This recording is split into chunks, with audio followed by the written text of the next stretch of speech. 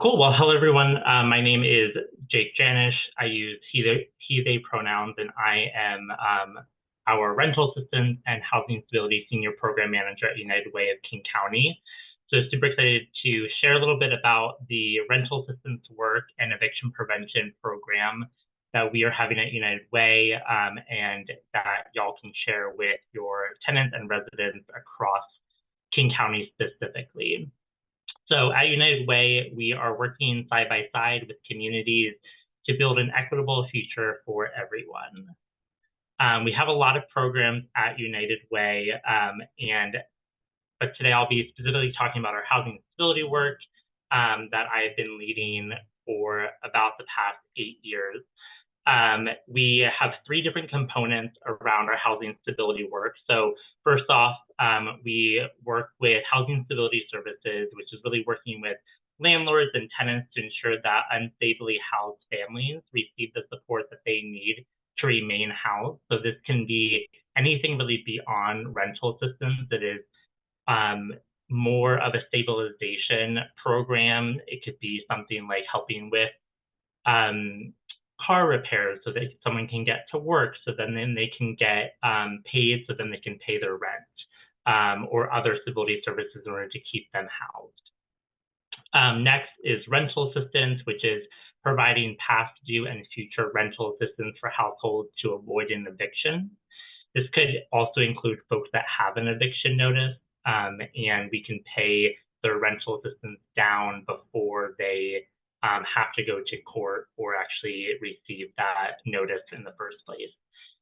And then the third component is our housing court legal representation. So we partner closely with the Housing Justice Project at the King County Bar Association to help tenants fight eviction in court by providing the legal representation with free attorneys through HJP specifically. So we fund them in order to support folks that are either showing up to court with an eviction notice or they are about to be evicted, and we can provide them that free representation. But today I'm going to really be leaning into our rental assistance program specifically, where our goal is to always provide rental assistance at the end of the day, but then this housing stability services and this housing court legal representation really fit into that process as well.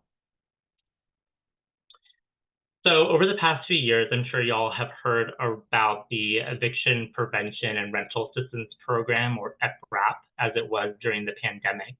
And all of that money really dried up at the end of June of 2023. And since then, my team has been working closely with King County and the city of Seattle to make sure that we have a permanent program in our community for people who are facing housing stability and specifically are on the brink of homelessness. And we have started this program called Keep King County Housed, which is funded directly from King County. But we try to also braid some other funding sources together to make sure that folks who are eligible or may not be able to reach the full amount of assistance that they need, we can kind of braid those different programs together. This is year 2 of this program. We started this back in July of 2023 to make sure that there wasn't any type of cliff with the pandemic funding and the federal funds drying up, because we did see that the need was still very high for people who were needing rental assistance, but there just wasn't enough funding available in our community. So like I said, United Way really partnered with King County to launch this program, and I'll be talking about where we're at right now and how you can get your tenants eligible for this program and signed up for this program. So the total funding that we have right now through June 30th of 2025 is $5.2 million. We do expect that this program will continue after June of 2025, and we don't yet know the amount that will be, but we estimate that it will be around the same amount. We expect to serve around 700 households with this funding through June of 2025. The amount of assistance that one household can receive under this program is $10,000. That doesn't mean that every household will receive $10,000. We usually see that the average amount of assistance is around $7,500, and I'll get into more of those stats later in the presentation, but do know that the max is $10,000 per household.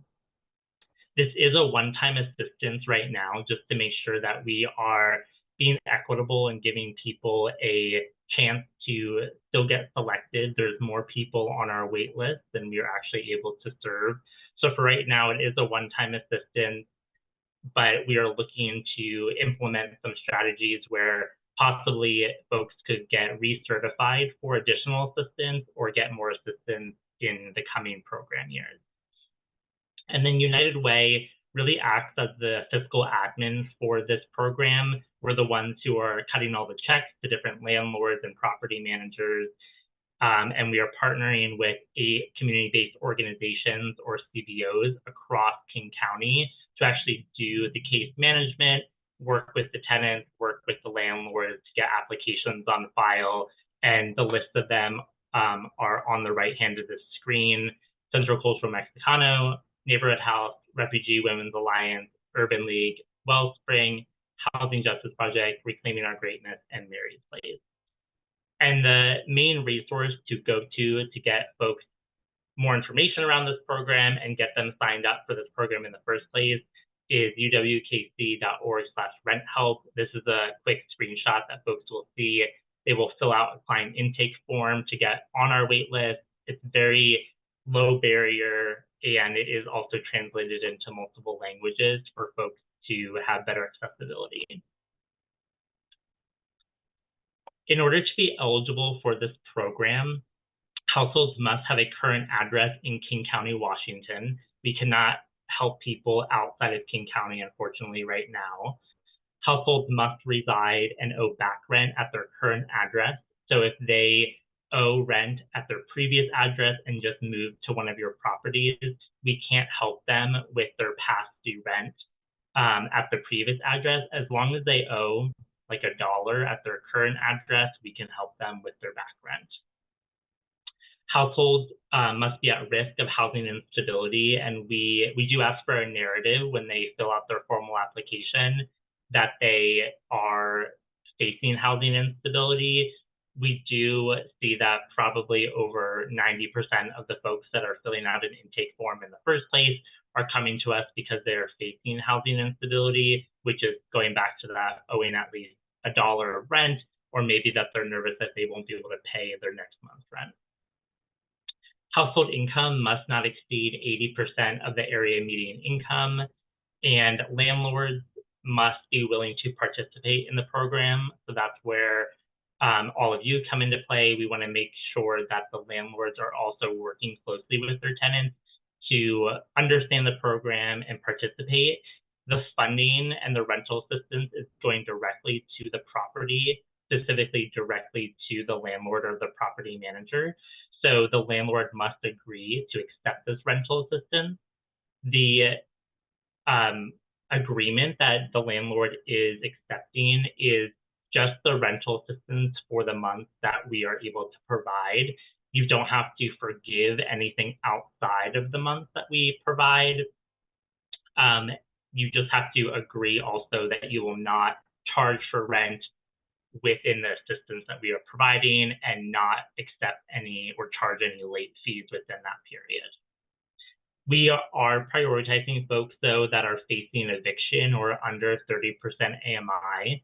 So we do have a bit of a tiered system where when folks enter our wait list, we randomize the wait list when we select folks from the list. And the logic within the form will add people into certain tiers based off of their income level and their household size, or if they share that they are facing eviction. And do want to note that citizenship is not an eligibility requirement. So to dive into the process a little bit, I think this is really important just so you all know how to get people connected and what is happening behind the scenes. So step one of this process for folks needing rental assistance is that if a client meets the basic eligibility that I just went over, they should submit a client intake form on our website. After a client intake form is submitted, the household will receive an email with their eligibility status and next steps. So the nice thing about this process is that there are notifications built in to every step along the way. So they will know right away if they're eligible or if they're not eligible for this program. If eligible, the household will be entered into our pool of potential rent help recipients or our wait list. And if they're not eligible for the program, the household will also receive an email noting that they're not eligible, but they will receive additional resources for eviction assistance or housing stability services. If they are randomly selected from our waitlist, the household will then receive an email invitation from United Way's Connect portal. This is the application portal to complete a full rental assistance application. So we randomize this waitlist on an every other week basis based off of the capacity of our partner organizations or community-based organizations that we work with who are doing that direct service work. And like I said, based off of that capacity and the funding amount that is remaining, that we are randomly selecting about an average of 100 eligible recipients bi-weekly. So like I said, we have a lot of people that are getting on this wait list. I would say that 90% of folks are eligible. There are some folks that will submit an intake form and then they receive an email saying that they're not eligible. And that is usually because they don't actually owe rent at this current time. They are maybe afraid that they won't be able to pay rent next month, but unfortunately they would be marked ineligible because they don't owe rent at this specific time. So say if they owe rent for the month of October, starting on the 2nd or the 1st, they can then come back and submit a new intake form or reach out to our team to update their intake form on the back end.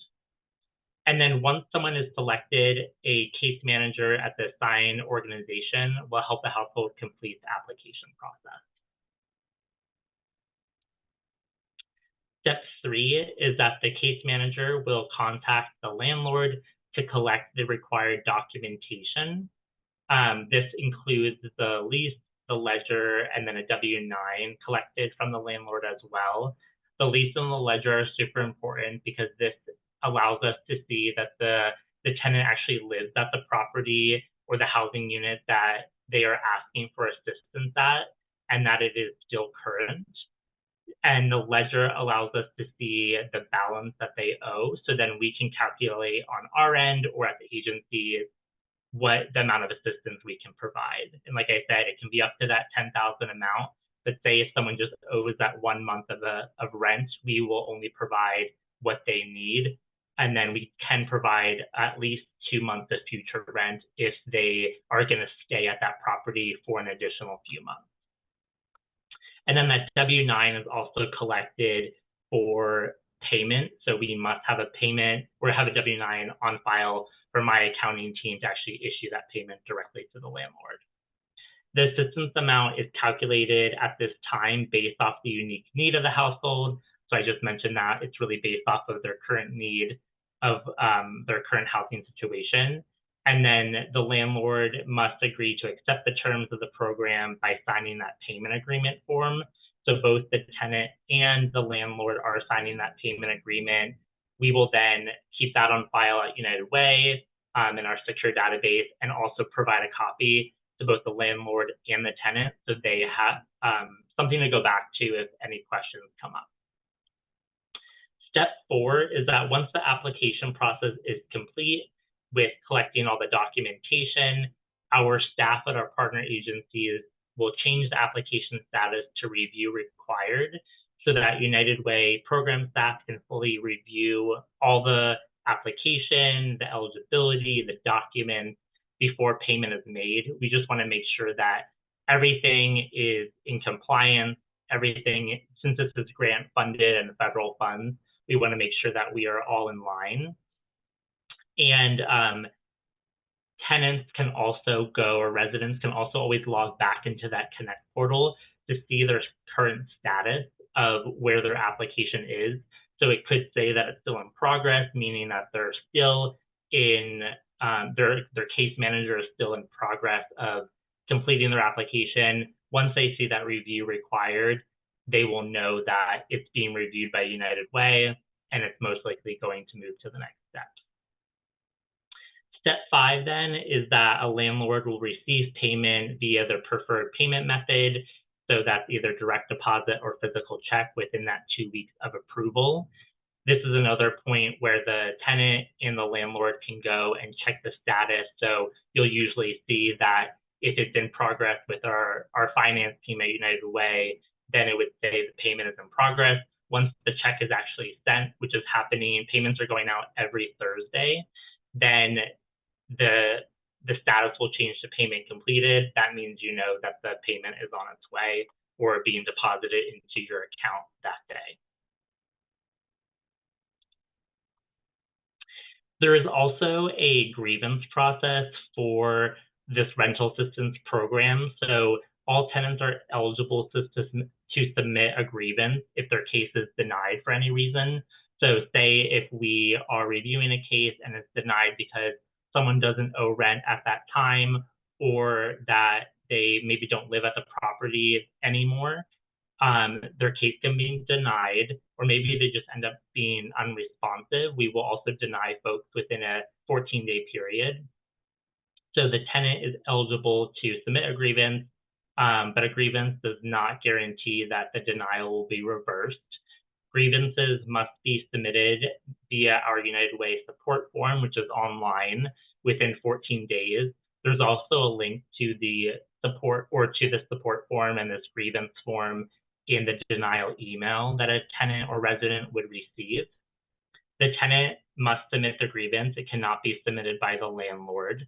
So they have to be on it to make sure that they do it in that timely period. The exception is that if the caseworker or the case manager at the agency that the tenant is working with, they can submit the grievance on their behalf. United Way will then review the grievances within a week after the ticket is submitted. We will determine if the denial can be overturned. We'll verify if the denial reason is reasonable and true.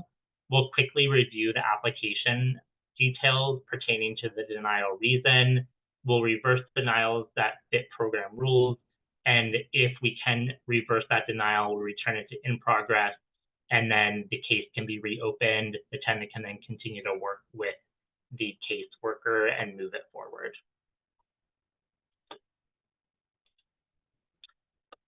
And then here are some ways that the tenant, landlord, or community members can get some support from United Way. So like I said, our website is really the go-to spot. It has FAQs, it has a way to get more information. There is an online support form there that guides folks through those FAQs and some additional information. They can also leave a message through the support form to one of our staff members. They can leave a message for our rent team by calling or texting our phone line. Landlords can also send a refund through our website to say if one of your tenants moves and they got this rental assistance, but it can't be applied to their ledger anymore because they no longer live there, we will request those funds to be returned. So then we can recycle them and use them for an additional household that is in need. And then new, as of this past few months, we have a status update checker where folks can enter their email address and receive an email instantly around what the status of their application is.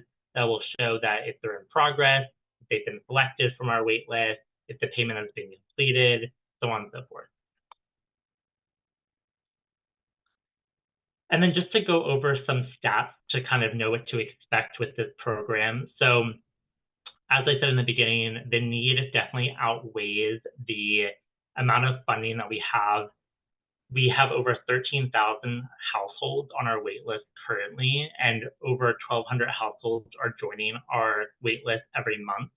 I think this shows the need and the cost of living that is King County and is the Seattle area. and how so many people are desperately in need of rental assistance right now. I will say that I don't want that to scare anybody from not completing an intake form or getting on our wait list. It is randomized, like I said, so everyone does have an equal chance of being selected. The average amount of rental assistance that a household needs is around $7,600.